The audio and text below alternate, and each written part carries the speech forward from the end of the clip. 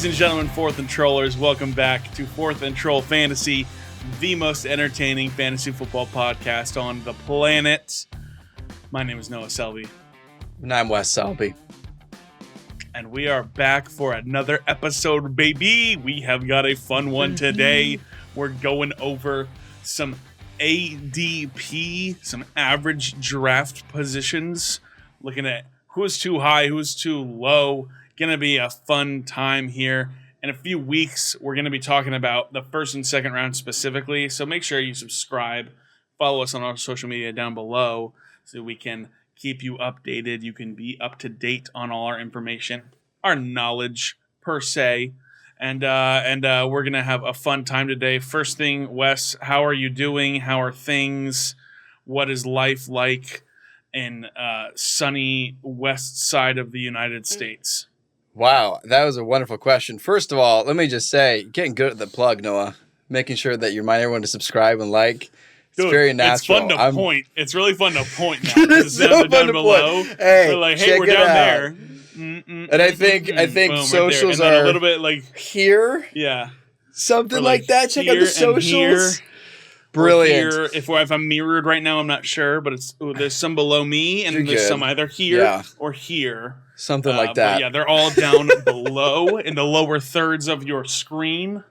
And also, obviously, that only applies if you're watching on YouTube. So if you're not watching on YouTube, head on over to the Fourth and Troll Fantasy YouTube page, and we'll just make sure we can smile at you on a Tuesday morning if you don't mind. Anyways, again, Wes, how are things?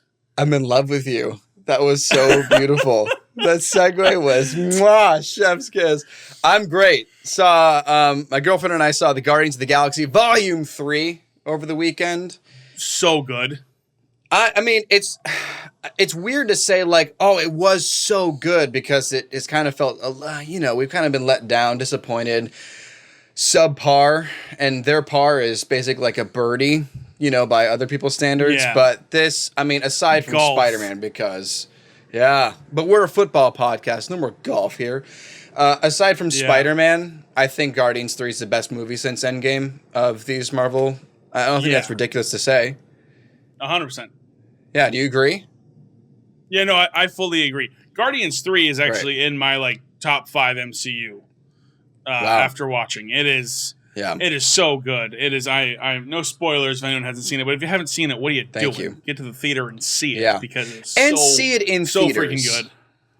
Yeah, go check it out in theaters. It's great in theater, and if you're a person who likes to do Disney Plus or streaming services or whatever, do it then.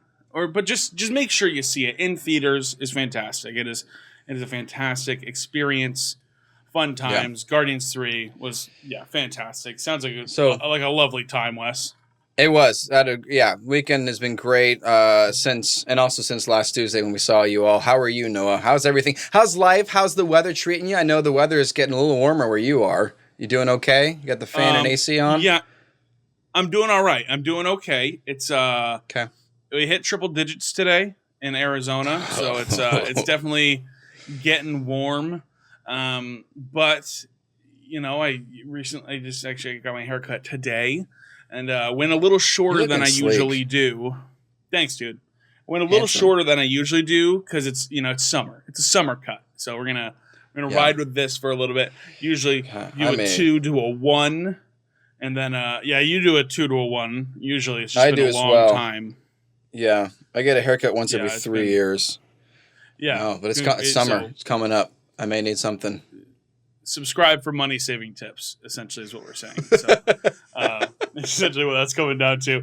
Anyways, I'm doing great, staying cooling down. It's fun here in Arizona, but we're enjoying it. It's going to be a fun. The first pool day of the season is approaching, so it's going to be a fun time for sure. Congratulations! Thanks. It's been a long time coming, but excited for it. And the Jonas Brothers' new album just came out. Quote, the album. And I don't know if you guys have listened to it. I don't know what the Venn diagram ratio is of Fourth and Troll listeners to Jonas Brothers listeners.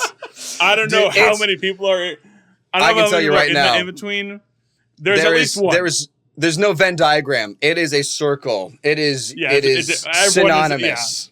it's a requirement for each of the listeners in the Right. categories. Should that listen to album's it, actually. fantastic. Thank you So for the good. reminder. Produced by John Bellion, who's one of my favorite artists and a fantastic producer. So, fantastic album. I'm loving that. That's on repeat right now, blasting some summer jams. Yeah, I'm doing good. It's been a great week. I'm excited to be back, talking to the trollers, talking to the Jareds. Excited to break down some ADP. First things first, Wes, we got to jump into the news. What's going on in the NFL right now? Nothing. Great. So let's jump into the ADPs. Listen. We can't always bring top tier news and information, guys. It's May. Sometimes there's nothing that happens. Sometimes there's nothing going on. So we got not always going to be soothed by Wes's lovely voice reading the news in the beginning. Sometimes we just got to roll with it. All right. So we're going to jump into the ADP section here and just give you guys a fun little episode on average draft position. Listen, major fantasy football platforms have their own rankings and ADPs and stuff like that. Not all of them are currently updated right now. So what we're going to be going off of today is going to be ESPN Fantasy's ADPs. It's going to be obviously for redrafts, drafts, full PPR. And this is going to be based off of, it was a 10-team league. So we're going to go through, obviously it's going to be through the 10th pick in a round, and then it'll move to the next round. So we're going to start with just kind of a general kind of reaction and talk, and then we're going to go over some of our players at each position that we think they're going way too high, and players who are going way too low. Some of these guys that you're going to get some massive value on, or guys that you should just stay away from because it's not worth it. They're not going to return on that investment of a high draft pick. But Wes, I'll say this: the first round of fantasy drafts has been. It feels like it's been pretty much the same over the recent years. You got your Christian McCaffreys in there. You got your Austin Eckler's in there. You got your Devontae Adams, your Stephon Diggs, your Jamar Chase, your Cooper Kupp, your Justin Jefferson, those guys. But I'll point out here and talk about how I listed 2 running backs. And I was very easily able to name 5 wide receivers here. Yeah. When I started playing fantasy, that wasn't how the first round would go, man. That was the game has changed a bit because I think we are seeing more and more people being very okay taking these top tier wide receivers in the first round over these running backs. It's just it's too hard, I believe, sometimes to go ahead and predict. We like to think Christian McCaffrey is going to be the same elite guy, but hey, he might get hurt. He might get hurt, and that might mess him up a little bit. And it just seems like these wide receivers tend to be hold up a little more, and rightfully so. The running back position is the most beaten up position on a football team. It is they have the most opportunities and situations in which players are going, oh, that guy's got the ball, I'm going to put him into the dirt. Like these guys get beaten up, and so. The game's changed a little bit for fantasy, and wide receivers are getting taken early. And I don't know if you have the first round pulled up for us, but if you want to go through these top guys, these top 10 picks, let's go through them because I just think it's changed, and it's something we got to talk about before we jump into just some further in-depth on ADP. Absolutely. It has definitely changed, and I think that is the reason that for 2 things, and I'll segue the second one into, I'll just list off the first 10 based on ESPN's ADP as of May 16th. What's going on? I counted. I don't believe I miscounted. There are only 8 running backs in the top 20. Wow, isn't that wild? It's pretty wide receiver dominant. In which it would not surprise me. I think even just a few years ago, maybe it was in like the Todd Gurley era, but we were seeing first round being 7 or 8 running backs, and you were crazy if you were taking a wide receiver in the first round. Oh, yeah. And to now hear that wide receivers are dominating the first 2 rounds over these running backs is pretty nuts. So, I mean, I think we got to just jump into figuring this out. It is amazing because I'm sure other people may have better memory and have, more experience in several decades of fantasy football, but this is the first time I have seen ADP where it is almost unquestionable that the number one pick for fantasy this season is a wide receiver. Justin Jefferson right now is the 101, the first pick in the draft according to ESPN, Yeah. and there's no reason he shouldn't be. I'll just list the other 9 players, top 10, and then let's just kind of discuss our initial thoughts on this. So number 1 right now is Justin Jefferson. Number 2 is still Austin Eckler. Number 3, Christian McCaffrey. Number 4, Jamar Chase. Number 5, Cooper Kupp. Number 6, Travis Kelce. Number 7, Bijan Robinson. 8th, Tyreek Hill. Represent Miami. Here we go. Number 9, Saquon Barkley. Fins up. And the last player as of now in the top 10 to round it out is Jonathan Taylor. It's very nice for me to see that people still believe in the players that were good in 2021 but were hurt, like Jonathan Taylor and Cooper Kupp. Jamar Chase had his hip injury. He's back. Christian McCaffrey has had an injury history, but he played, I think, an entire season last year. It's wonderful to see that. Saquon is also there. I think kind of what we're seeing with these running backs is they are so good even though they're hurt. And it's almost like people just have to get a running back they know has the best points per game despite the injuries because the wide receivers are taking over. And obviously it makes sense. All of these running backs, except maybe Bijan, possibly Jonathan Taylor, are very PPR heavy. So it's passing for sure. What do you think, Noah? Yeah, I think this is how the trend is going to go, and it won't surprise me if this goes even further into a wide receiver's favor as we continue. Like I just said, the running back position is so beat up; it's got the highest turnover of any position in the league. You know, random running backs will come into play for fantasy football because a Jonathan Taylor will get hurt, because a Saquon Barkley will get hurt, because an Austin Eckler will get hurt. You know, there's a reason we know Elijah Mitchell's name. 1, he had a great rookie season, but 2, he plays behind Christian McCaffrey and sees work. And so, these top 10, I honestly, it surprises me. I just said, you see a lot of wide receivers. It does surprise me still that there are more running backs inside this top 10 than there are wide receivers. It's 5 to 4, and then Travis Kelce being the one outlier there at the tight end position, which I have no problem with. I will take him at any point in the first round. Like he is such a positional advantage that it's just not fair to have Travis Kelce on your team. So, but no, I see it and I like it, and I think this top 10 is really solid. These are probably going to be around the top 10 fantasy players in the NFL this year for fantasy, and so I'm excited about it. And I think those are the best guys to have in that first round, probably. Any other thoughts on that, Wes, before we jump into some too high, too low?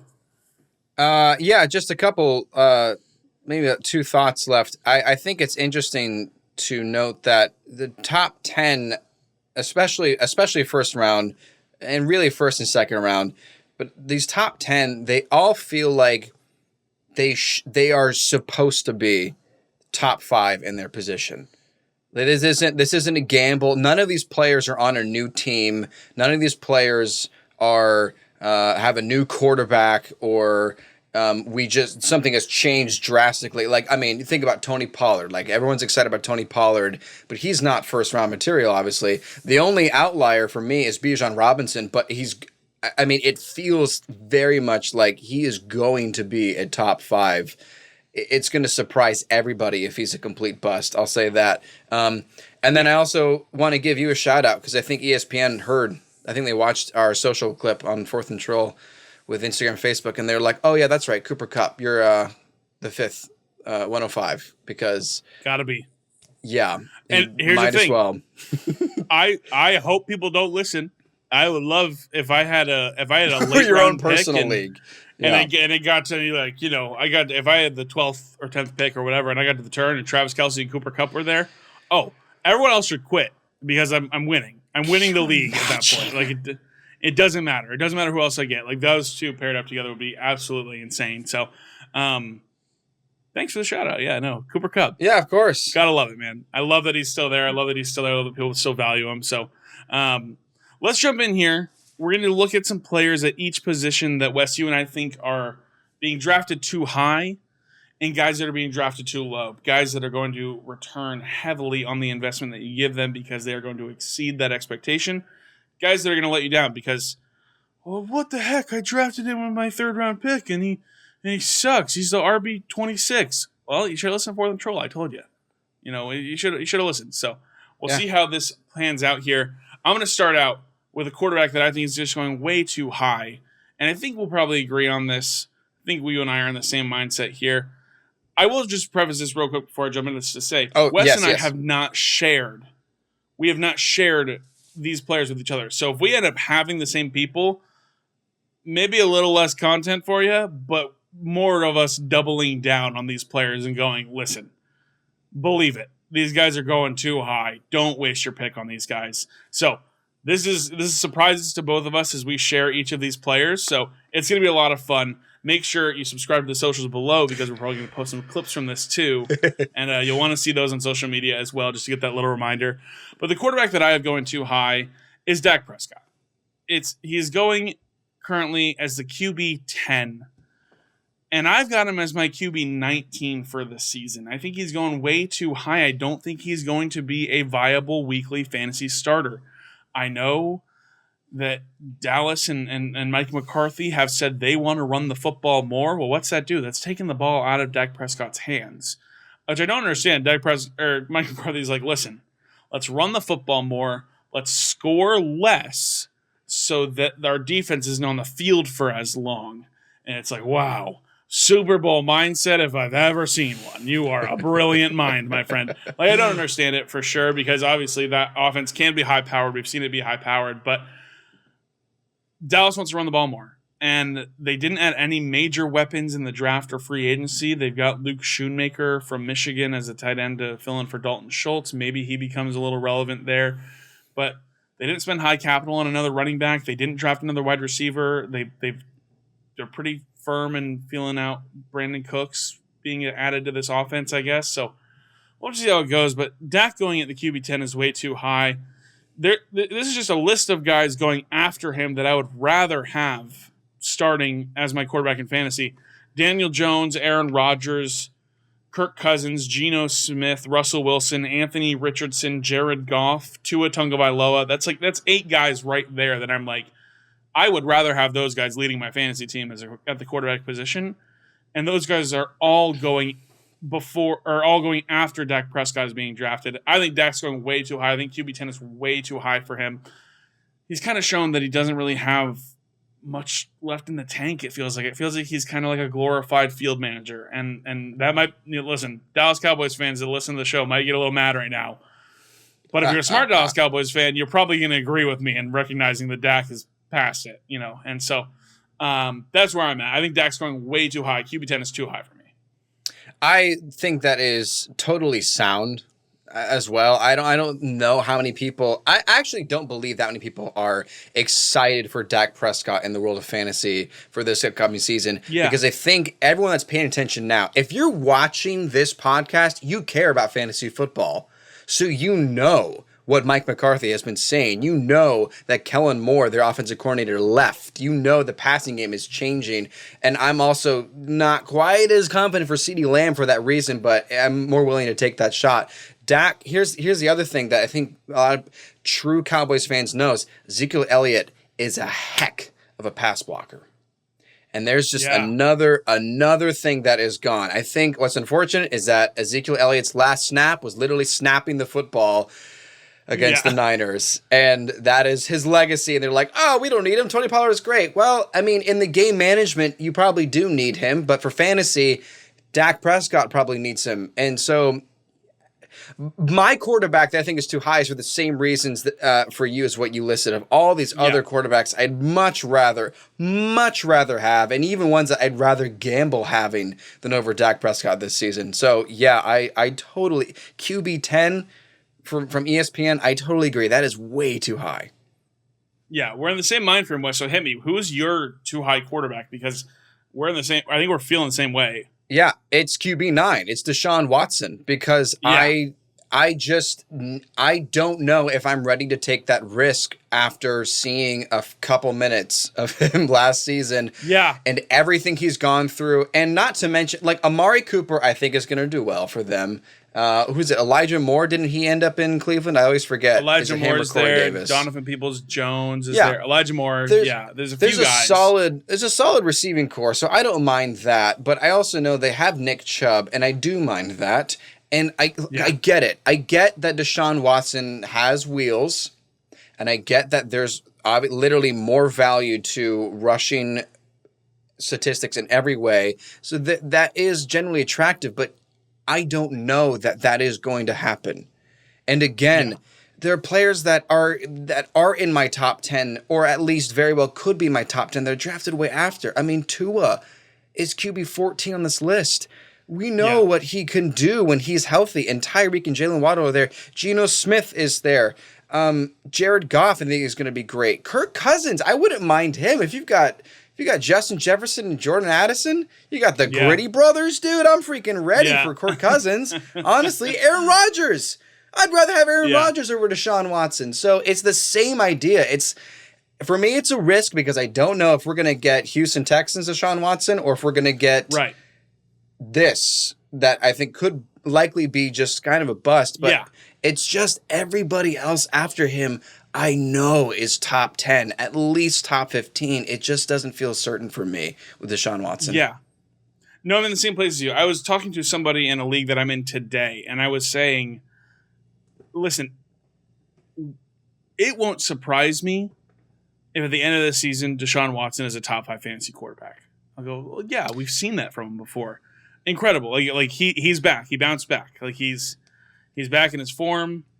But it also won't surprise me if he's not even in the top 20. Like if it's like, oh, well, yep, the 2 years off football really did him in, and he is done for. And congratulations on your payday because you made a crap ton of money Golly. being a bad football player. So it's like I don't know, and I feel like I have an idea that he's not going to be as good as he once was. And I saw Jacoby Brissett operating offense better than Deshaun Watson last year, and that's saying things because as Dolphins fans, Wes, you and I have watched Jacoby Brissett start and play football games.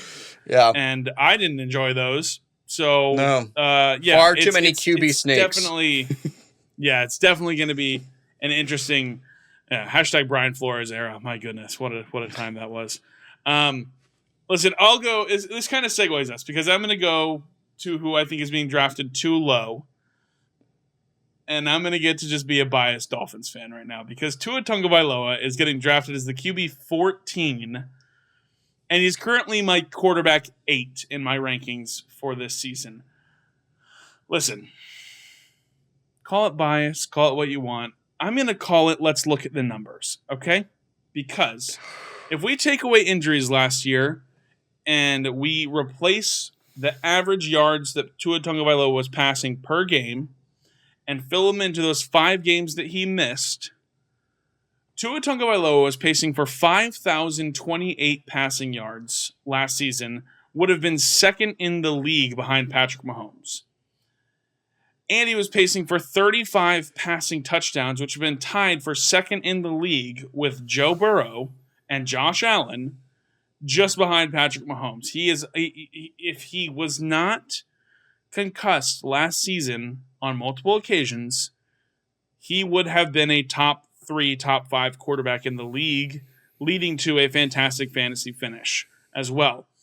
He doesn't use his legs maybe as much as those guys do, but he doesn't really have to because he has 2 of the best wide receivers in the league to use their legs to move the football. So I can't believe that Tua is going at QB 14. It's surprising to me. There are guys going before him that I would pass on. Guys like I would pass on Justin Herbert. I would pass on Deshaun Watson. I would pass on Dak Prescott. I would pass on Kirk Cousins. I would pass on Aaron Rodgers. I would pass on Daniel Jones. Those are all guys going ahead of Tua this year that I'm looking at and going, why?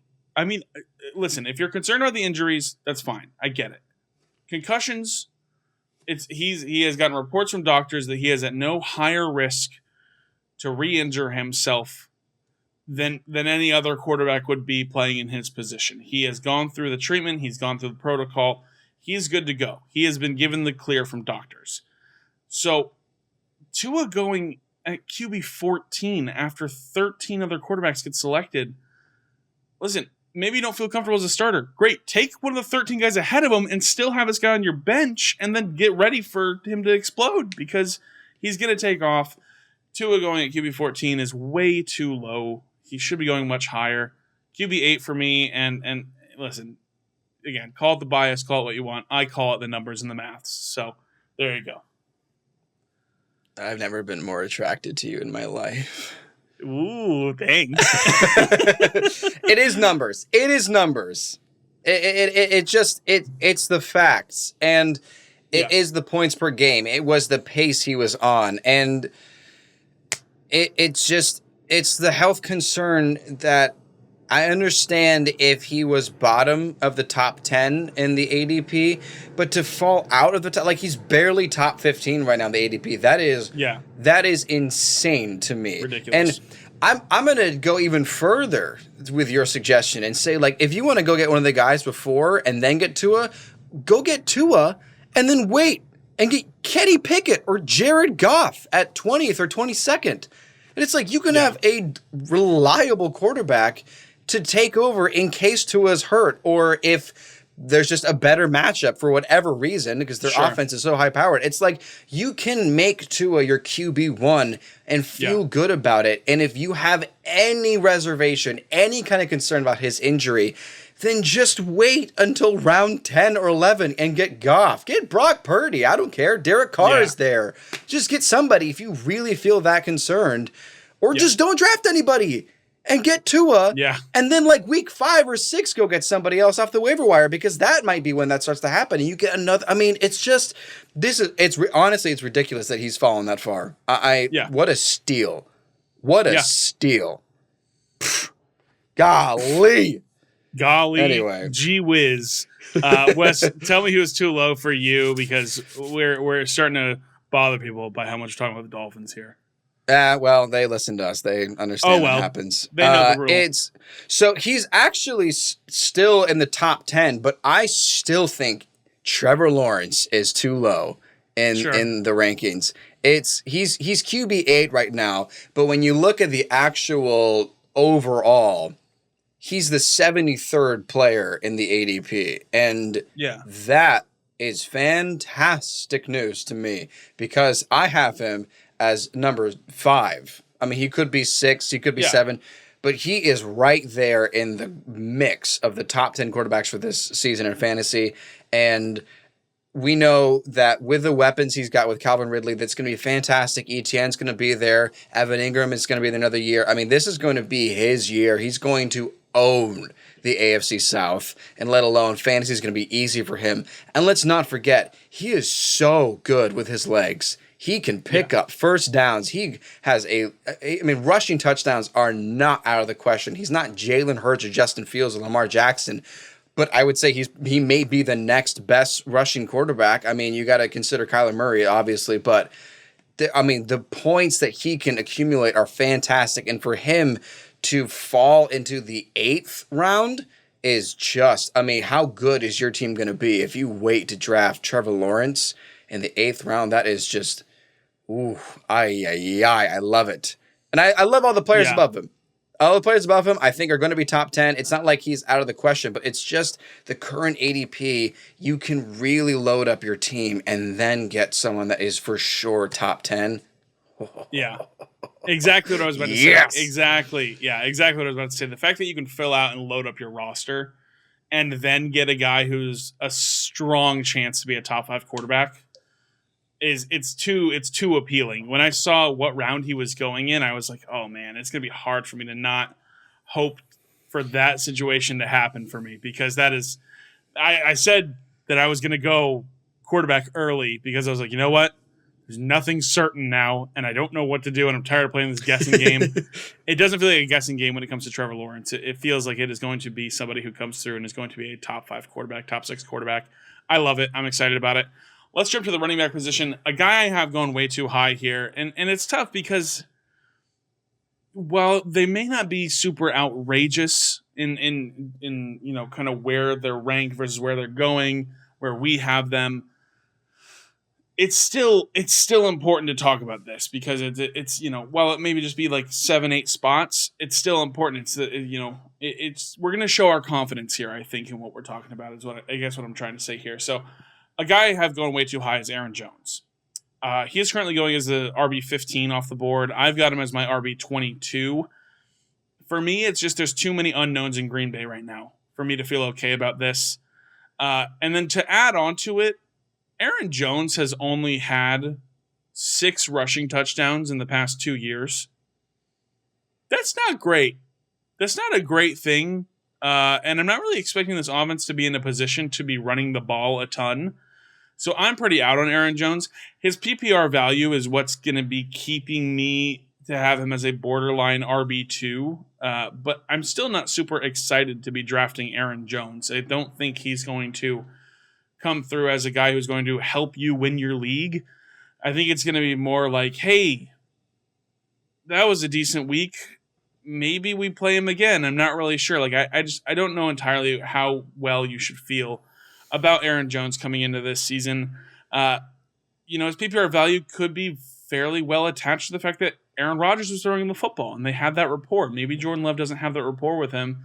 And if Aaron Jones is only running for, 3 rushing touchdowns this year, I'm not going to be super stoked on that. So especially if I draft him to be my RB2, expecting him to be a borderline RB1. So I'm calling my shot here that Aaron Jones is being drafted too high, and I'm out on Aaron Jones this year.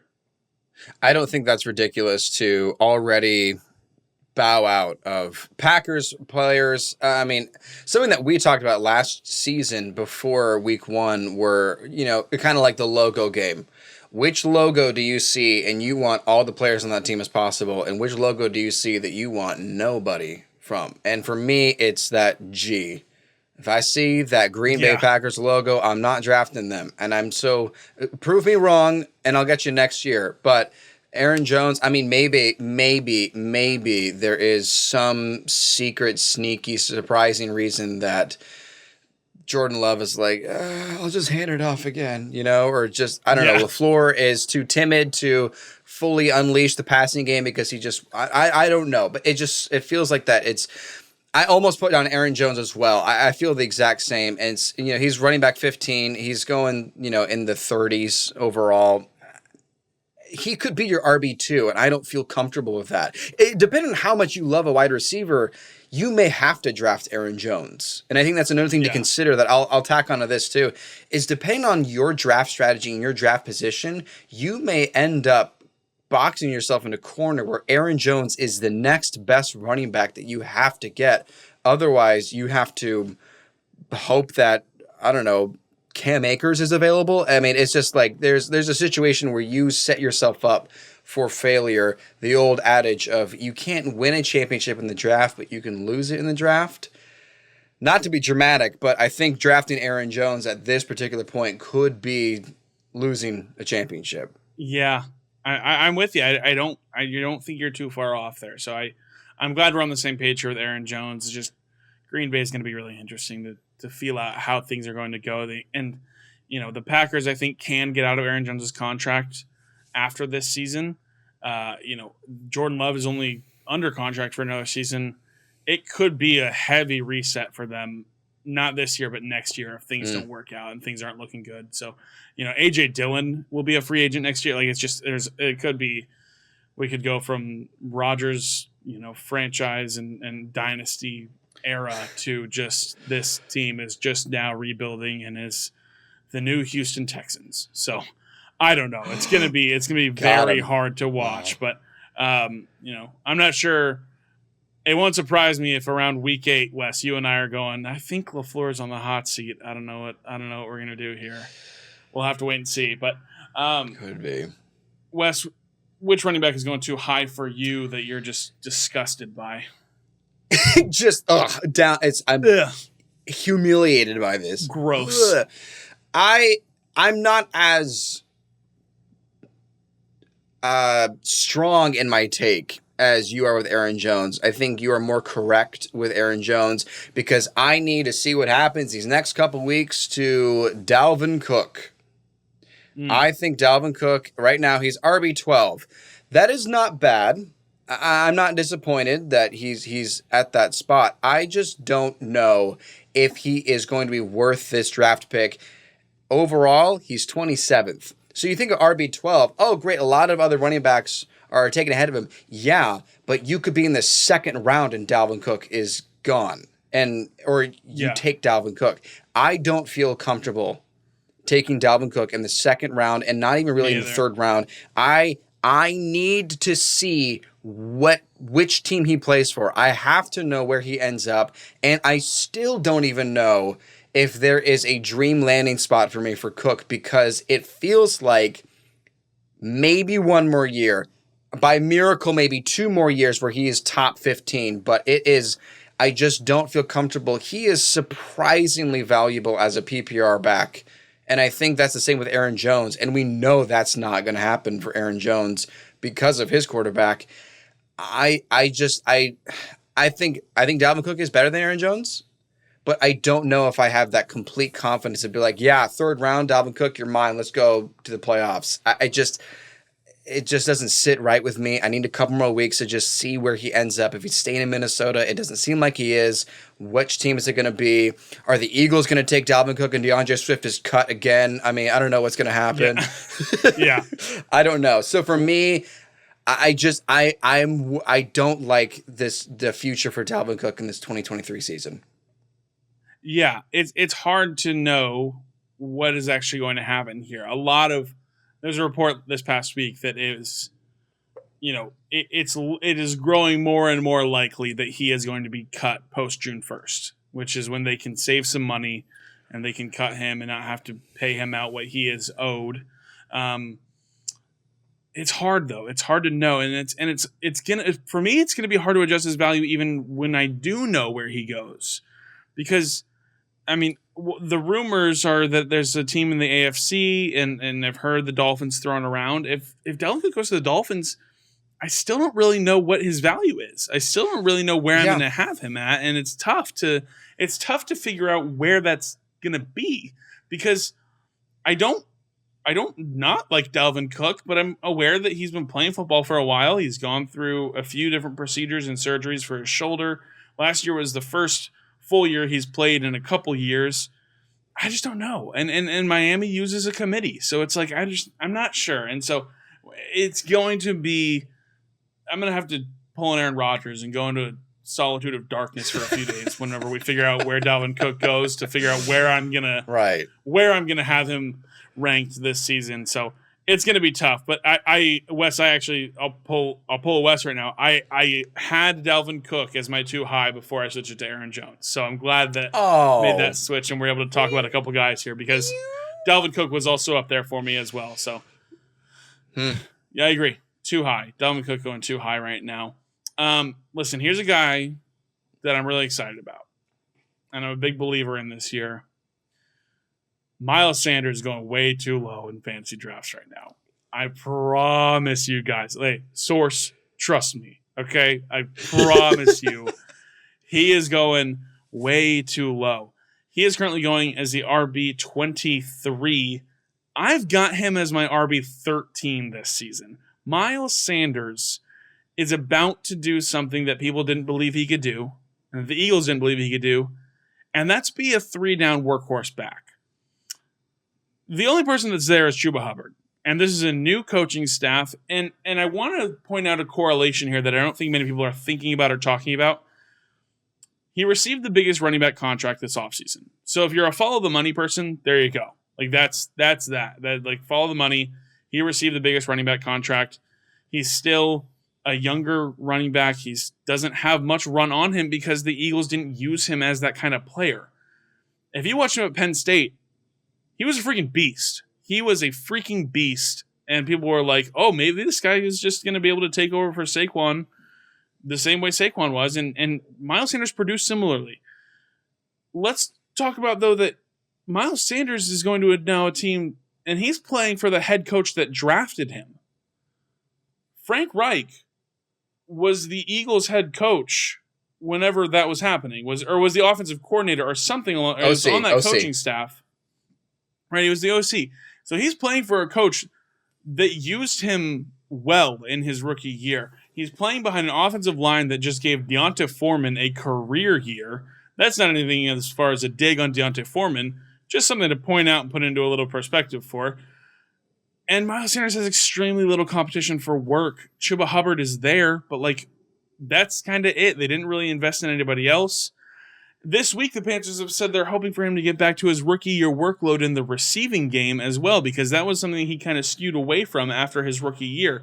In his rookie year, he had 50 catches for 509 yards and 3 receiving touchdowns. That's tons of PPR value.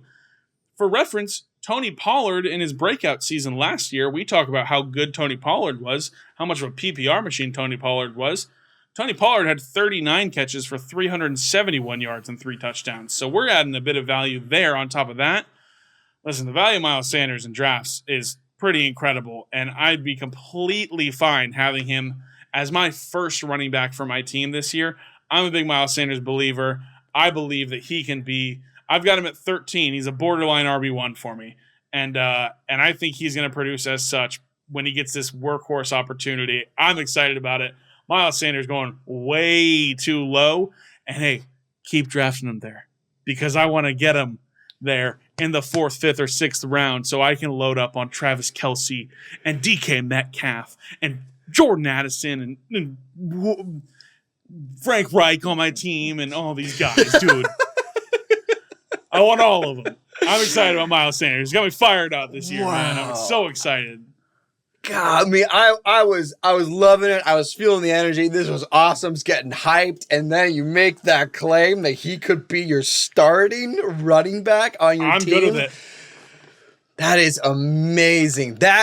For that alone is just confidence to the next degree, where someone has done their research. They've either done the research or they're an idiot and they forgot that they needed a running back. They're like, oh, frick, I'll take Miles. Sanders. Yeah. Thank you for reminding everyone that he was Saquon's backup at Penn State. And then when Saquon was drafted, he took over and did really well. And there was thoughts of like, he could be better than Saquon in the way he's going to Penn State. And it was just wrong place, wrong time in Philadelphia. And it's just... I hope it's time. And you've been telling me about this just off and on throughout, I mean, I don't know, February, March. I mean, you are stoked about Miles Sanders. So I'm glad you're putting a spotlight on him. This is the thing. This is what I commend you for, Noah, because you want him so badly and you want his ADP to stay down there, but you are doing Jared a service and you're helping the rest of these trollers know about Miles Sanders and the 3-down potential and the running back work that was there with Frank Reich and the chemistry they may already have. There's a chance, and I feel it's a good chance, and I'm willing to take that risk with you. Thank you for your service. I appreciate you. Please don't take that risk with me so I can draft him, though. Right, if you're in one of Noah's leagues, watch the next podcast. Yeah. Just stop listening. Yeah. Don't talk about it. Dummies. Don't talk about it. Yep. Wes, who's going too low at the running back position for you? It's Breece Hall. This guy is so great, and I'm taking advantage of the injury recency bias that has dropped him down to RB 18 in this draft, and he's 41st overall. He could fall to the 5th round. Let me just remind... So Jets fans, AFC East fans, they know what Breece Hall was doing when he was playing. Let me remind you, though, the statistics. Out of any running back that had 60 or more rushing attempts, he led the league. Rushing yards per attempt led the league of anyone that had 60 or more rushing attempts. 5.8 yards per carry. That is insane. And for points per game, he was RB8. Points per game, he had 16.4 points. Yes, please. That is RB1 material to me. I'm elated. this is so exciting to me that he's falling this far. Thank you for being afraid of his injury. Thank you for being afraid of Aaron Rodgers somehow coming in and just reshaping New York into a complete pass first offense. No, because Noah just talked about Aaron Jones and how good he is and how often Aaron Rodgers throws to the running back, and Breece Hall is really good, and it's his second year. Who are these people? I love it. I feel the same way. Thank you. Don't listen to this podcast. Go watch something else. Go check up on another season of The Mandalorian, and we'll draft Breece Hall and Miles Sanders, and we'll meet each other in the championship. He's so good. Breece Hall's so good. He's going to be fine for week 1. He's going to be great. And this is what I've been saying the whole time. The real X factor in Rodgers going to New York is not Garrett Wilson. It's Breece Hall. We know Garrett Wilson's going to be great. I'm going to check right now. I just want to see again off the top of my head where Garrett Wilson right now. His ADP is in the 20s. He's wide receiver 11. We know it. Yeah. He's going to be great. And I think that distracted everyone away from Breece Hall.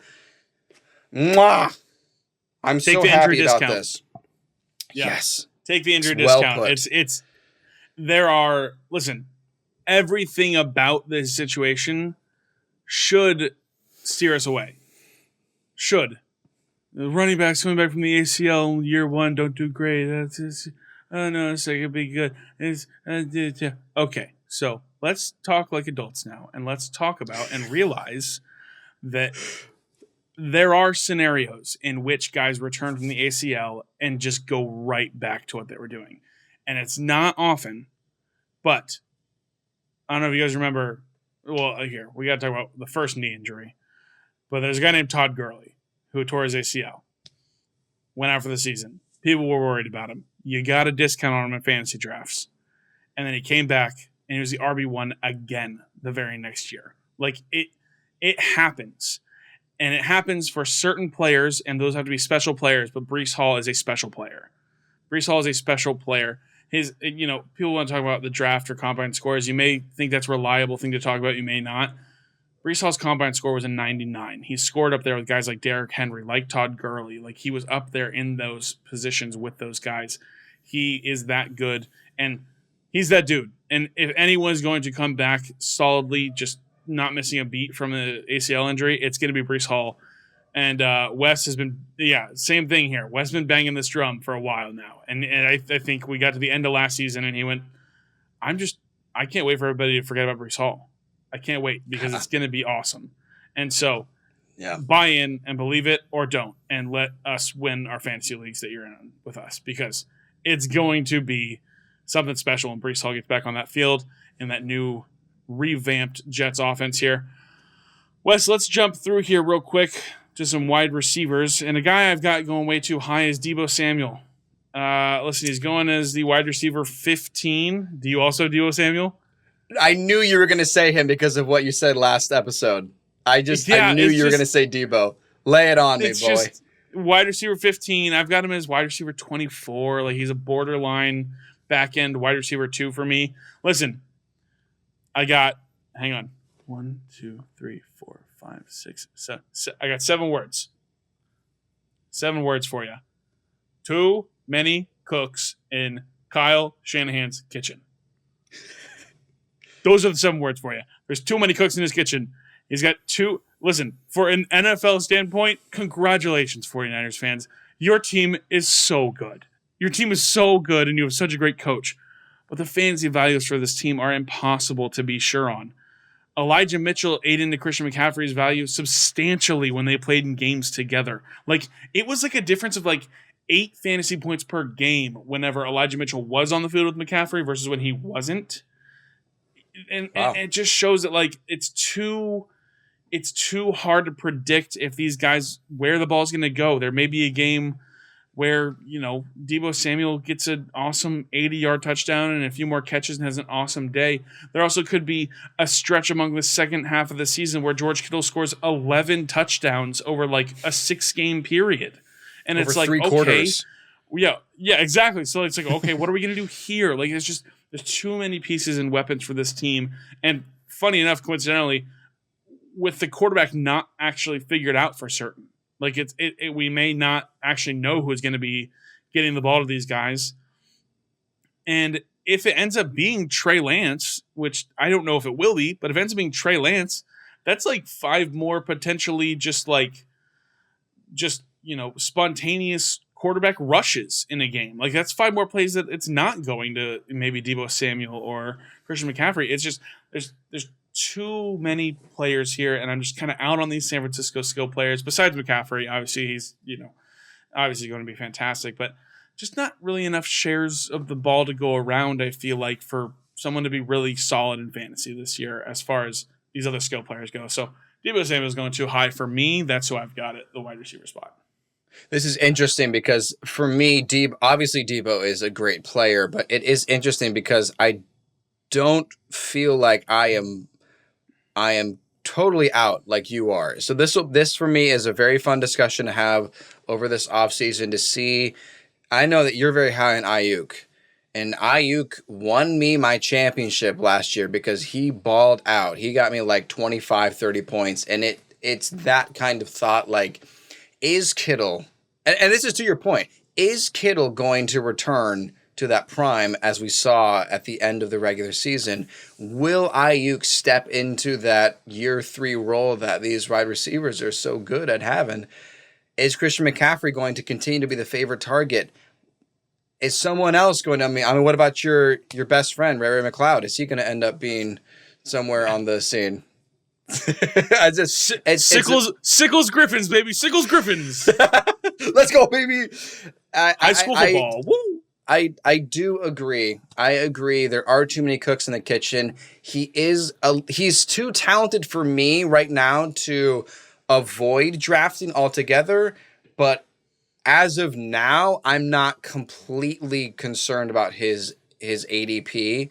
But again, I think this depends on the strategy. What receivers are you taking those first 2-3 rounds to make yourself feel comfortable to take Deebo or to not take Deebo?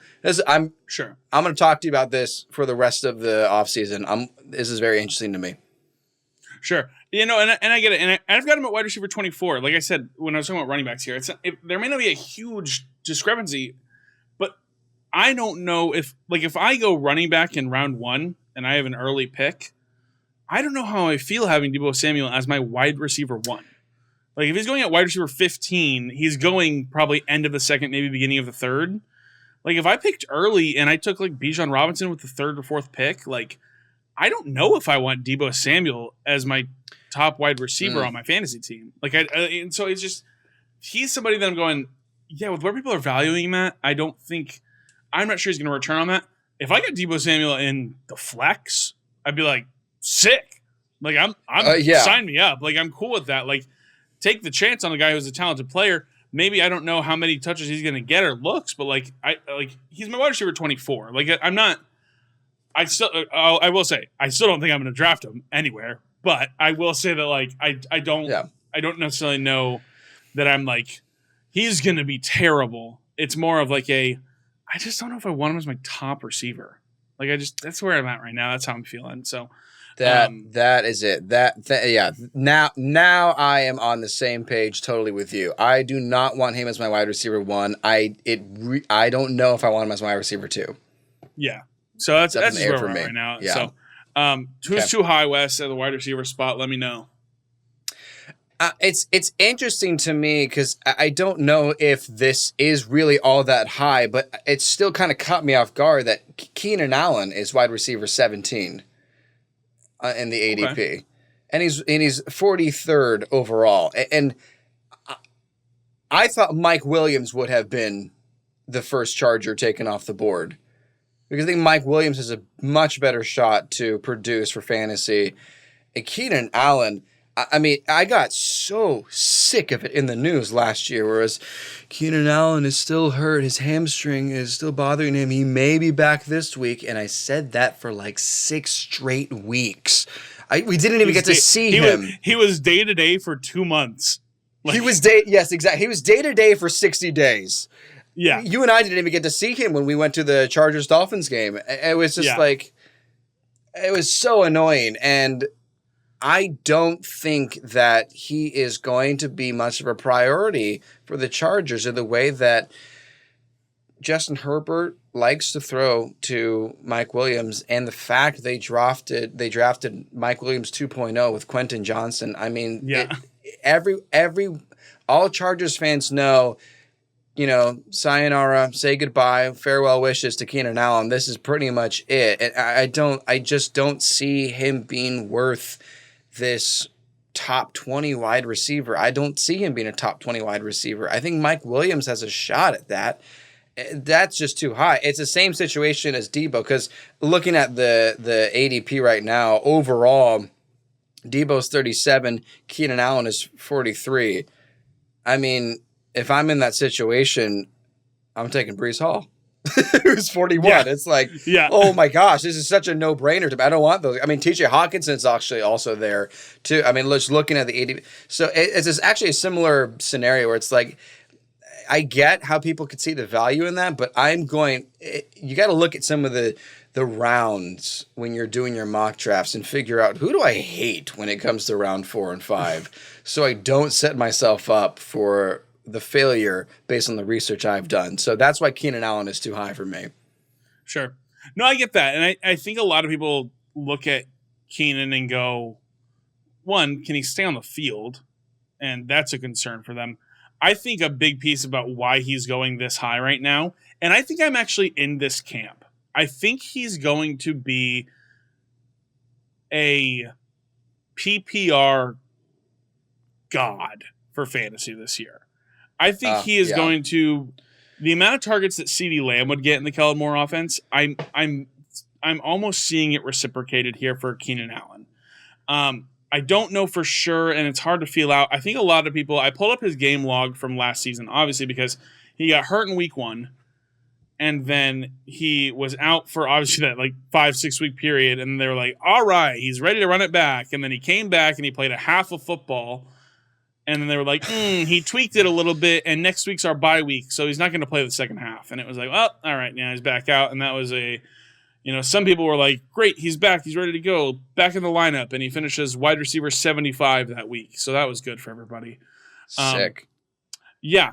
So then, but I think what people are focusing on here is he came back week 11 versus Kansas City. Different offensive coordinator than as now. Kellen Moore is there. But this is just his targets, week 11 to week 18. And we'll go week 11 to week 18.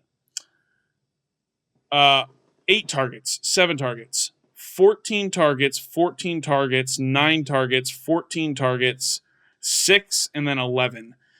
He finished that first week back against Kansas City as wide receiver 29, and then he did not drop below wide receiver 25 those remaining, whatever that is, 7 weeks. He was wide receiver 22, and then wide receiver 12, wide receiver 10, wide receiver 19, wide receiver 9, wide receiver 25, and then wide receiver 1. Over that span, I think he was like wide receiver 6 over those last 7 games. So I get why people are bought in, but when you invested into the offense, I wonder where targets are going to lie. I wonder where Justin Herbert is going to throw the football in a new look offense. So I understand. I can see why people are like, well, he was fantastic to close the year. Why wouldn't he continue? I think I'm really on the fence about Keenan Allen. I don't love that you have to take him in the 5th round. I think if you could get him in like the 6th, I think it's again like a Debo situation. If I could get him like the 6th or 7th and he was like my flex, I'd be like, great. But the fact that if I go running back, I'm going to have to take him as either my top wide receiver or my second wide receiver, depending on how I go here. Yeah, I think he's going a little too high for my liking, which bums me out because I was excited to draft him, but I think I'm going to have to pass on him based on how I'm going to go about things here. So, just to play devil's advocate against myself, just what you're talking about, the PPR value. His PPR value has been ridiculous, but let's not forget this will be his 10th. This will be his 10th year in the NFL. Before last year, 4 out of 5 seasons, 4 of the last 5 seasons before last year, he had over 100 catches. That is PPR magic. That is insane. Yeah, gold. but it's I It's I'm tough. I It's just tough. I'm not bought in I where know. he is right now in the ADP. It's so hard to buy in, but you go back and you look at it, you go, since 2017, we're going to exclude last year, but 2017 to 2021, his yearly finishes: wide receiver 3, wide receiver 12, wide receiver 6, wide receiver 14, wide receiver 10. And then last year is the injuries, he goes to wide receiver 42. It's so hard to want to spend a pick that early on Keenan Allen.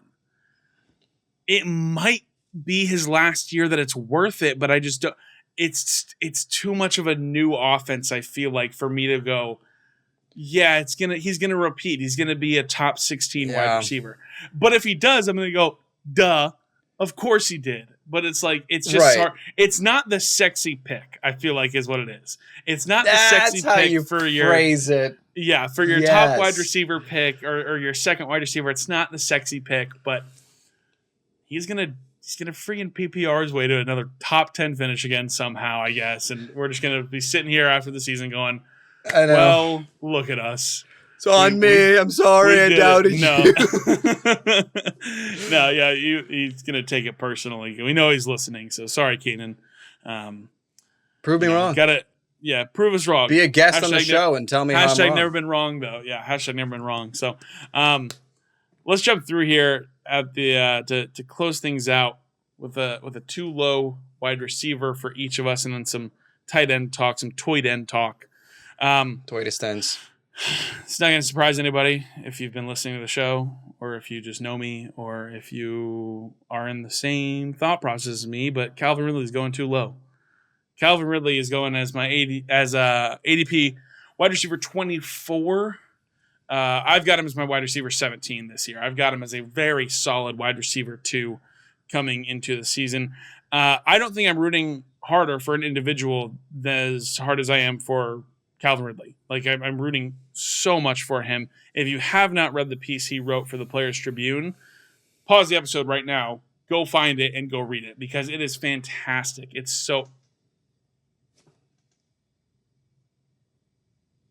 so Welcome good, back. right, guys? It's beautiful, right? It was a great love for football. Great episode.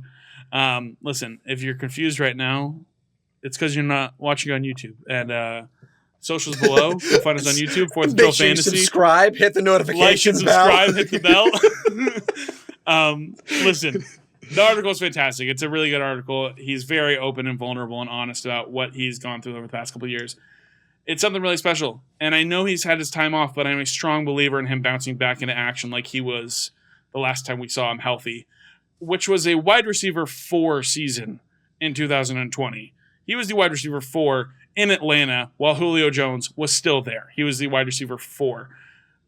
Jacksonville's a hot team with a young quarterback and a fleet of weapons, but the motivation that Ridley has, in that article, as you know, he wrote up, he was like, 1,400 yards, great, sounds good. Duval County, let's ride.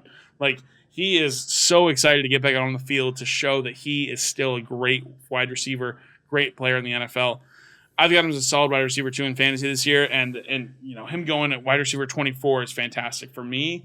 I would love to get a value on him there. I've got him at wide receiver 17. I'm super excited. So Calvin Ridley's going too low.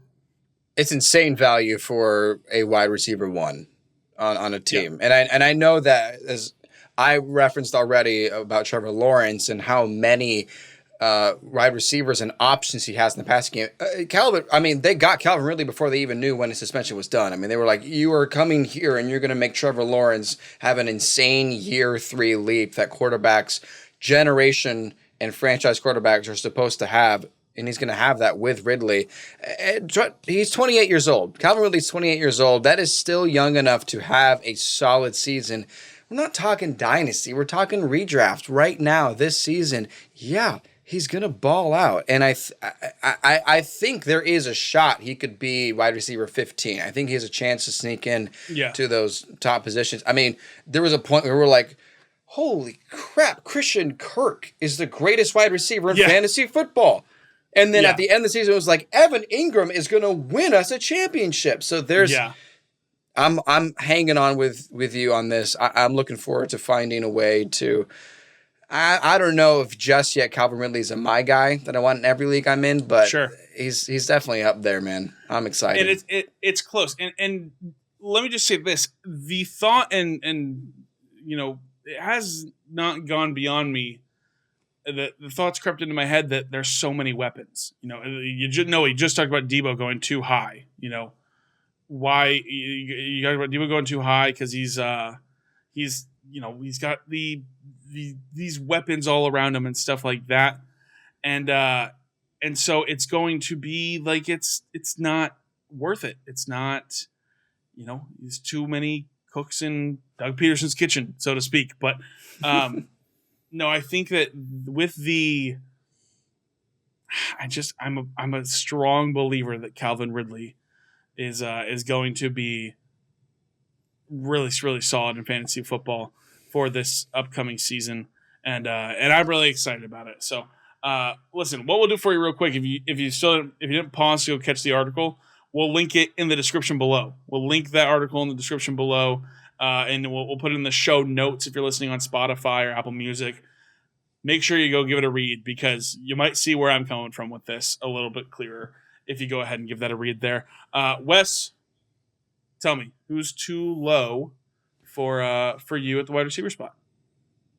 I'm just going to double down, and it's Devonta Smith. I've already talked about how much I love this guy. Yes. And how great he's going to be. I love it. So overall, he is 35th in the ADP, and where he is as wide receiver is wide receiver 14. And if you listen to me, I think he's a top 5 guy. And I think he could be wide receiver 3. That's where he is in my rankings. And I just want to read a little bit of what year 3 wide receivers do when they are already good. So I mentioned they dominate the top 20. 14. I'm going to try to make this as succinct and clear as possible.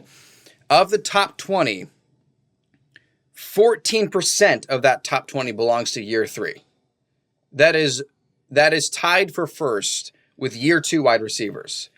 But the top 5 belongs to year 3 wide receivers. 22% of the top 5 is for year 3. The next best is year 5, and that is bona fide stars. Think of a Justin Jefferson or Devontae Adams or an Antonio Brown. Like when they are already solidified and great, year 3 wide receivers just destroy the NFL. And if you are buying into these year 3 players, year 3 receivers like I am, then if you see, a top 5 wide receivers fall into the 4th round, you're mine. I'm taking you. I'm going to skip over Joe Burrow, take Devonta Smith, because that is my guy for this season. So I'm doubling down. Yeah, you're too low because you're not in the top 10. Wes, I hope you have some napkins around, because you just ate, dude. You just ate. That was delicious. Go. I love it. I believe my exact reaction, you can catch it on our social media, is when you told me that last episode, I went, oh. And it was just like, oh my, and I'm buying into what you're putting down. I probably won't change him in my personal rankings, but I think I texted you this week and I said, dude, I hope you are so right on this Devontae Smith thing, because if you are, it will be one of the greatest call your shot moments in fantasy sports history. Like if he ends up in the top 5 of fantasy wide receivers and you had him as your top 3, whatever it was, dude, I'm gonna we're gonna have to figure out how to get you to the Super Bowl or something. I don't know. It's just such an incredible. It will be such an incredible feat. If anyone's listening has connections to Super Bowl tickets and wants to send your favorite 4th and Troll fantasy podcast to the Super Bowl, let us know. We'll happily go. Yeah, we'll happily go for research purposes. Not to water down this take, but I'm not saying that Joshua Palmer, who's a year 3 wide receiver, is going to be top 10.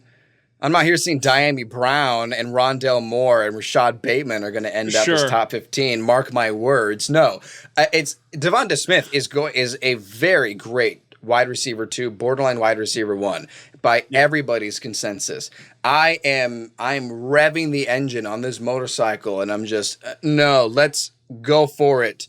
get him as much as you can in any league you're in. Yeah, as they called Old him Smitty. coming, as they called him coming into the NFL and in college, go get the Slim Reaper because dude's small, but he's crazy. He's an animal. So I love it. Jump in here to the tight end position just to close us out here. Guy going too high for me at the tight end position is Gerald Everett for the Los Angeles Chargers. He's going as a as tight end 14, so he's a borderline tight end. Tight end 1, top 10 tight end, a guy who you could start. Maybe is what he's going at right now. I've got him as a tight end 23. He was a lot of fun in fantasy last year. He was a great fill-in piece for the Chargers when one of those two top guys, Keenan or Mike Williams, was out. But unfortunately, now he's like 5th in the pecking order when it comes to targets in this offense. It feels like behind Eckler, Keenan Allen, Mike Williams, and Quentin Johnston. He'll probably have a couple spike weeks if the ball is going his way. Maybe he's got a week where he's like 4 catches for 38 yards and 2 touchdowns, and you're like, got to go get him off the waiver wire. No, you don't. No, you don't. It's don't worry about it. It's gonna be. I just think he's going way too high here, and 14 isn't like anything outrageous, but it's like people are looking at him going depth piece, and I just don't even think he's worth it for that, to be honest. He's being drafted as a borderline weekly starter, and I don't think he's going to be that by any means as he's currently being drafted as. So. Gerald Everett is just going too high for me. I think that's, I think it's a little too much for me. There's not even much to comment about because it does. Yeah. It's like, there's there are far better options and pieces in LA for Justin Herbert that it's going to be those outlier weeks where he's going to have that stat line. 38 yards and 2 touchdowns. Everyone's going to wonder, fluke or for real, and just know already now it's fluke. So it's fluke. Yeah, it's fluke. Yeah, we're going to put him in the segment because just know. No. We'll put him in every segment, even no matter what he does. He's just going to be, and at the very end of fluke or for real, every week, and Gerald Everett, fluke. It's just Jared Elvis a fluke. That's how it's going to go. Listen, if you tuned into the episode last week, you heard me talk about rookie tight ends and how much I don't believe in them. I'd take Michael Mayer or Dalton Kincaid over Gerald Everett. Like that's where I'm at with this guy. Like it's just you would. Yeah, and I'm not a rookie tight end believer, but it's just like he doesn't. I don't think Gerald Everett belongs on fantasy rosters this year, and so that's where I'm at on that. Wes, who's for you is going too high at the tight end spot? This is almost not almost. It is purely out of the fact that yes, he could be tight end too. But it's just, there are so many guys that I want way more than where you are. It's Mark Andrews. Mark Andrews right now is 23rd. My screen froze for a second. Let me find this back again. He is... Dude, I had this ready, and then all of a sudden my screen freaked out. Noah, will you forgive me for this? I will forgive you, Wes. Yeah, I Thank think you. He's going somewhere. I think he's going somewhere in the 3rd round. Okay, there he is. There he is. Yeah, there he is. Okay, he is going 29. So the end of the 3rd is where Mark Andrews is going. That is absurd to me because the gap between Travis Kelce and Mark Andrews is very clear, and you put any other tight end behind Travis Kelce, and that's why Kelce is there as 7th. But the gap between Mark Andrews and the next tight end is not that big. You don't need Mark Andrews above Ramondre Stevenson, Najee Harris, T. Higgins, Devonta Smith, Jahmyr Gibbs, DeAndre Hopkins, Breece Hall. Then there's TJ Hawkinson. It's like, no. There are so many bona fide stars that I want. And yes, Mark Andrews is a bona fide star, but it's like, no. I'm not going to sacrifice a running back or a wide receiver just to have the second best tight end because I can go get someone later on. Maybe the player that I'm going to mention is the best value for a tight end. I mean, there are players that I think there's that round. I am not spending my pick on Mark Andrews. I'm going to go get. I would much rather have T. Higgins. I mean, if Travis Etienne falls to me, then yes, absolutely. Tony Pollard is not too far off from Mark Andrews. You see what I'm saying? It's like he's just in the mix of these really, really good playoff winning kind of players. And it's like Mark Andrews is not that much better than the third tight end or the fourth tight end. And as you Sure. know, I don't have him as top 5 right now. Maybe I'm crazy, but that's why he's too high for me. Sure. I was about to lead into this by saying I think this is going to be our most opposite view this entire offseason. And I think I understand more now and get it more is that Mark Andrews is not a bad football player, and he's not a bad fantasy football player. He very well could finish the tight end too. But that gap between, he may not finish much better than Dallas Goedert, who you can get 4.5 rounds later, and you are just essentially getting the same amount of points, and maybe he scores like 30, 40 points less. Like maybe what does that equal out to? Maybe a couple less points per game. Maybe in a game of inches that really counts for it. But I see what you're saying more now. Like, listen, Mark Andrews could be great. We've seen him be great with Lamar Jackson. Lamar Jackson's MVP season, we saw Mark Andrews be awesome. Yeah. But he also may just, he may just fall into the blend of like tight ends 2 through 7 who are like, hey, cool, you guys are all 100 points behind Travis Kelce, and you're all within 14 points of each other.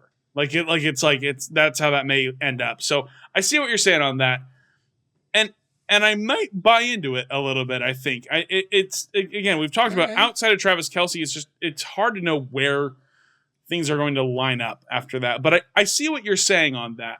If I'm playing the probability game, maybe I just vote that, okay, I've seen greatness before here with this matchup and this pairing. Maybe I just buy into it again here, but I'm with it. I like it, Wes. I think I understand. I understand more now. I thank you for looking into, for allowing me to share my perspective and to have an open mind. I appreciate that, because it really is at this point when it gets into that third, fourth, fifth round, it's who is the best value of all of these players. I mean, can I just have 3 starting wide receivers and one of them is in my flex at this point, and then make Breece Hall my running back? Or you talk about like Najee, if you believe in Najee, but Ramondre Stevenson is right there behind Mark Andrews. You and I are crazy about Stevenson. I mean, I think he's going to be a beast. It's just like, how much of a gap? That's how I begin to think. How much of a gap is this player at his position from the next? Yeah. And when you start looking at the running backs, the gap gets larger and larger pretty quick. And with the wide receivers, it starts to increase as well. But the tight ends, the margin is still pretty slim as you go down. And so that's why I'm not intending to spend that third, fourth round, or that fourth round pick really on Mark Andrews. Yeah, and it's exactly what this episode's all about. It's ADP. It's about who's worth it and who's going to return on that investment. And maybe he doesn't. Maybe Mark Andrews doesn't return 4th round value, and Ramondre Stevenson could return 1st round value on a 4th round pick. It's that sort of thing. So bars. Listen, let's jump into my tight end who is too low. And Wes, I'm just going to let you guess because I think you'll nail it. Who do you think is my tight end that is going too low in fantasy drafts? Is it Kyle Pitts? No, actually, it's not. No. I'm trying to remember who your absolute favorite is. Oh, yeah. It's Chig Okonkwo. It is. My tight end going too low is Chigoziem Okonkwo of the Tennessee Titans. Yeah. He is currently going as tight end 19. I've got him as my tight end 7 for the season. If you listen to last week's episode, this is no surprise to you. And if you have followed me or Fourth and Troll on Twitter, this is no surprise to you. I am so excited about Chig Okonkwo this year in fantasy football. He's probably my favorite fantasy player in fantasy right now. I am leading the caravan of supporters. I am a huge believer. Listen, not much to go off of in predicting any tight end outside of really like the top 5, top 6. Like there's the top guys that you can go, I'm really feeling production out of this guy this year, and you can feel pretty safe in it. Outside of that, it's like, okay, is it going to be Cole Kmet next, or is it going to be Gerald Everett, or is it going to be Noah Selby? Like, it's who is it going to be next? I am so excited about Chig Okonkwo, and I'm sending out my alert to everyone: get in on Chig Okonkwo before everybody else. Wes, besides Treylon Burks, can you name me a pass catcher on the Titans? Yes, I can. No, I cannot. Yeah, I was going to go, who? I don't know that I can. Listen, besides Treylon Burks, I don't think anybody comes into like interference for targets with Chig. I think he is going to be absolutely fantastic. He led all tight ends last year in my favorite metric ever, yards per route run. He also led all tight ends in yards per reception, and he was being targeted on 25% of the routes he was running. If he ran 4 routes, he was getting a target on one of them. People run routes, guys. I don't know if you guys know that. Tight ends run routes, wide receivers run routes. That happens. So I am all in on the Chig breakout. For me, he's a weekly fantasy starter and could be a top tight end this season. Chig Okonkwo going as tight end 19, got him inside the top 7 for me. That's my listen. I'll say it already. He's going to be a my guy. So that's just if you hadn't caught on yet, he's going to be a my guy. When we get to that episode, be prepared to hear all of this again and more. I'm just really excited about it, man. It's exciting. We've seen a tight end for the Titans break out multiple times. I know you guys remember, Jonnu Smith had his breakout year with the Tennessee Titans. Ryan Tannehill was quarterbacking. Delaney Walker was a top tight end in fantasy football for the Tennessee Titans. I believe he had Marcus Mariota and maybe a mix of Ryan Tannehill throwing the football a little bit there. But, like, for some reason, I guess tight ends for the Titans can do well here, and I believe Chig Okonkwo will do that. Going way too low, get in or get out, or don't talk to me ever again. Facts. All facts, no printer. Hit the bell below, by I the love way. it. Yeah, subscribe. Make sure you like the video if you like the video.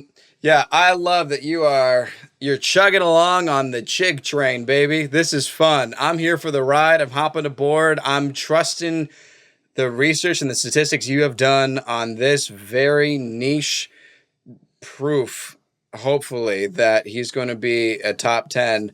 I put him in my top 10 tight ends because you told me to. And I was like, all right. Yeah. But I mean, I've already expressed it's like, it's so hard for me to figure out who else outside of Travis Kelce that you buy into, but this is fun. You're giving us someone to buy into outside of Travis Kelce, and I am for it. So thank you, Noah. And as much as you want me to be right about Devonta Smith, I am praying that you were right about Chig, and I'm going to get him. I know you'll get him before me in our leagues, I'm sure. Won't try to do that to you, but like, and everything else will be like, all right, this one's for Noah. Yeah, that's the funny thing is that I've been so outwardly spoken. I'm like, I'll take Travis Kelce wherever I am in the first round, and then I'm also like, I don't know. Actually, I got this guy here that I'm really excited about, so we'll have to wait and see what happens. But we'll see here. Wes, who is going too low for you at the tight end position to round things out? It is going to be Darren Waller. He is late 5th round currently, and we know that people are pretty skeptical on what he's going to do. With how little he played with the Raiders last season, his injury history, and the fact that he's on a new team, people would rather, I think, buy into Derek Carr than Daniel Jones. And I think that's a mistake because Daniel Jones has won a playoff game in the last couple of years. And also, Daniel Jones is really proving himself to be a franchise, and Derek Carr just left. Aside from all of that, Darren Waller is a good football player, and I think it's worth taking that chance because you look at this round, and this is where you start looking like, well, would I rather have Darren Waller or Chris Godwin with Baker Mayfield? And something, if you follow us on TikTok, you'll see the statistic that Baker Mayfield has only produced one wide receiver that has finished in the top 20 ever. One wide receiver. So is it Chris Godwin or Mike Evans? The answer is neither. So I'm very interested in Darren Waller, and I also believe in him. I mean, he's in my top 10. I think there's going to be a surprising connection between him and Daniel Jones, and I think the way they got Jalen Hyatt to go streak down the field and get some open up this space. Saquon is there too. Obviously, I'm going to take this chance. I like this chance, and it doesn't feel like it's a risk because at the end of the day, I'm going to need another tight end if I'm going to take Darren Waller, to be completely honest. I'm probably going to draft someone else. And, maybe I take Chikunkonkwo because he's down there as tight end 19. And maybe, yeah. Darren Waller is tight end 5 in the ADP. So, yeah, I'll take a shot. Maybe I'll see if Tyler Higbee has some kind of weird resurgence. I mean, it's just, I don't need to stress. Right. It's kind of jumping back to the start of the episode about if you really are worried about the injury, like with Tua, well, go get. If you believe in him, go get him, and then go have some kind of security just in case. I'm ready to believe in Darren Waller for this season. I'm loving it. Yeah, I think I am too. I go back to the beginning of last season, and Wes, I don't even remember.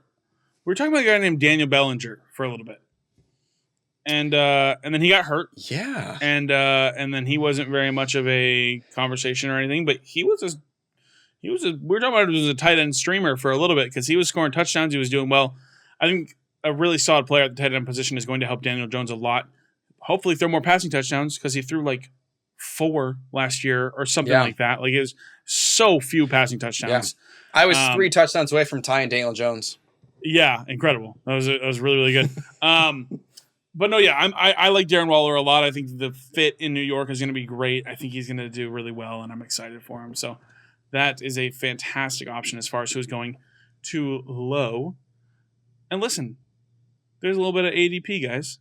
Hope you guys enjoyed that. Hope you guys had fun with our ADP episode. We hope you gained some information, some understanding, and maybe you buy in with us, maybe you don't. Let us know in the comments below if you're feeling like, let us know. These dudes rock or these dudes suck. One of the two. I hope to see those comments in there. Let us know because it's going to be a lot of fun to watch these things pan out here. We got some very specific things we're going to talk about, and then some more just things that are going to develop over the offseason. Where's Dalvin Cook going to go? Where are we going to have him ranked at the end of the day? That sort of thing. So we're super excited. But let us know in the comments below what you think. Let us let us know if you're in or you're out. Let us know. We're excited for it. Make Tuddy the Troll smile by hitting that subscribe button and ringing that bell, leaving us a like, and be sure to check us out on all our social medias, which are down below. Join us next Tuesday. I'm Noah Selby. And I'm Wes Selby. And this has been 4th and Troll Fantasy.